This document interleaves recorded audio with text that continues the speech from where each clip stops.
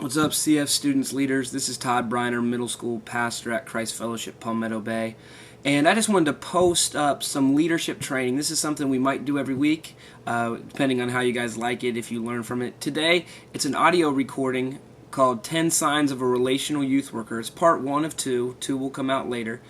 But this will help you to be a better youth leader, more relational with the students that you work with. I want you to check it out. Let me or your youth pastor or youth director know what you think about it. And hopefully we'll be able to do this every week, every month, so that you can become an incredible youth leader. Thanks a lot. Check this out.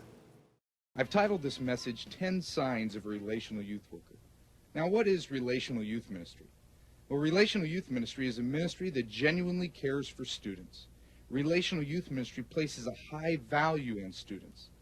The healthy youth ministries I've observed are all relational by design. The foundation of this health can be seen in caring adult leaders like you and me who go out of their way to express love to students. Therefore, a relational youth worker genuinely cares and places a high value on students. A youth ministry strategy becomes irrelevant if it isn't built on a foundation of love. Relational youth ministry is loving students. When we do this, we can be assured that we're never more like Jesus than when we love others.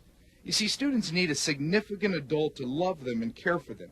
Unfortunately, students don't remember our incredible Bible studies and creative messages, but they do remember people who took the time to show them love.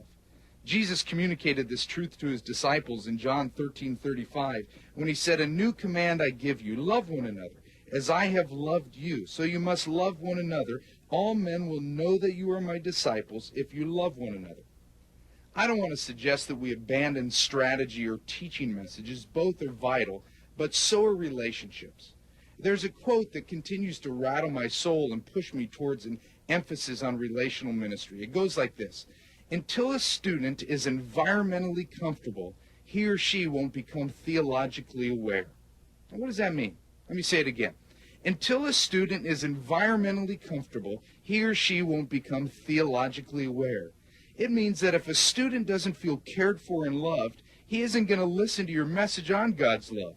If a student walks into one of our Bible studies and doesn't feel cared for or welcomed, when I get up to teach about God's loves, my words collide with what he's feeling. He's thinking, yeah, if God loves me, how come I don't feel it when I come here?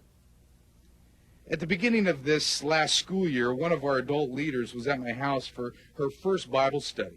As students were walking in the house, she was hiding in the kitchen reviewing her small group questions, which was about the 10th time she had done this. She was concerned she wouldn't do a good job leading her small group. I gently told her to go out where the students were and start talking with students. I assured her it was much more important that she know the students than knowing the small group questions. She could fake the questions, but she couldn't fake loving the students. Even though it's an old adage, it still remains true. Students don't care how much you know until they know how much you care. To be successful in youth ministry, you don't need to be a dynamic communicator, a great guitar player, know all the popular bands, or even dress in the latest fashions. To be successful in youth ministry, you need to like students and be willing to spend time with them. That's relational youth ministry in a nutshell. If you can find practical ways to care for students, you can be a relational youth worker. Now, for the remainder of the short time together, I want to give you my list of 10 markers of a relational youth worker. I'm sure there are more, but these are the ones that are at the top of my list that I want our adult leaders to grow towards. Notice I said the word grow. Very few youth workers possess all of these qualities right away. But this list will give us something to aim towards in our desire to be more effective leaders. Here we go. Number one, relational youth workers remember names. A student's name is their greatest possession. If you remember a student's name, you've just honored that student. By remembering a name, you're saying, I care about you. I know remembering names is difficult work. I began youth ministry in 1979, and I still continue to struggle with names. I write names on my hand and transfer them to a 3x5 card so I can review them occasionally. There have been many times I've thanked God for allowing someone to invent the word dude. Because when I don't know a name, I say things like, hey, dude, what's up? Now, Number it two works is to this. pacify the Relational moment, youth but it workers doesn't go to the satisfy. student's You see, world. most students know when Not you only don't remember relational their youth name. workers not When afraid someone of the remembers student's my world, name, but I'm relational impressed, youth and workers I'm actually grateful go to the someone student's cared world. enough about me. They go to their remember. school sporting That's what events, their relational plays, youth their workers do. performances, They their remember assemblies. names. Why? To show they care and to add a new depth of interest to the relationship.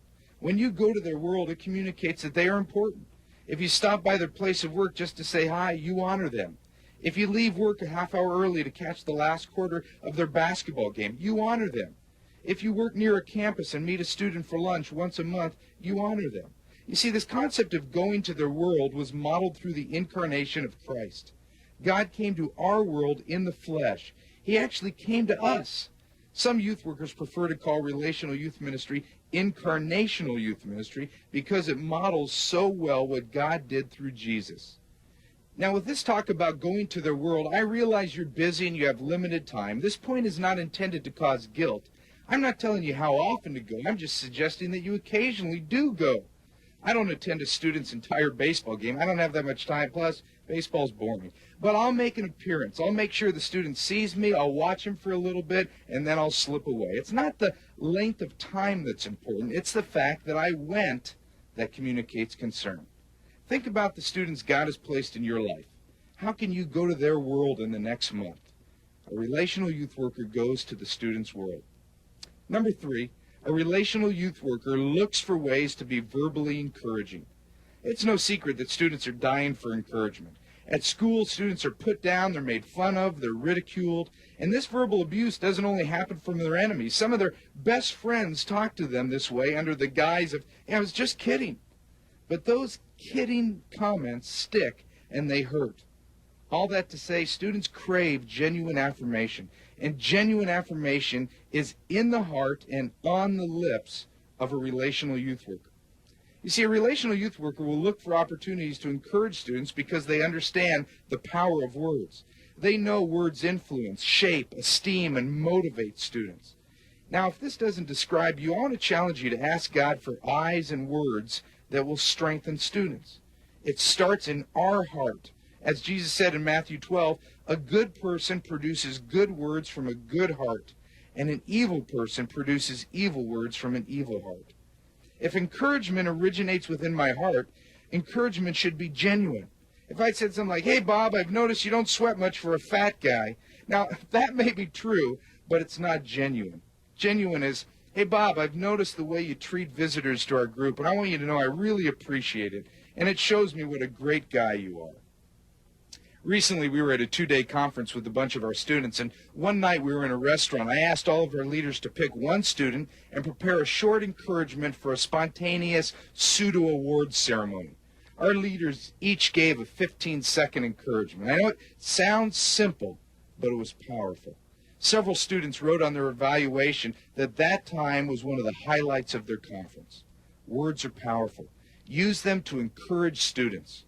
Relational youth workers look for ways to be verbally encouraging. Number 4 is this. Relational youth workers keep their eyes open. I tell our leaders that I want them to focus on a few students that God has entrusted to their care, but while they are focusing on a few, they need to keep their eyes open to those who are unconnected. Relational youth workers have an eye for the student on the fringe, on the outside.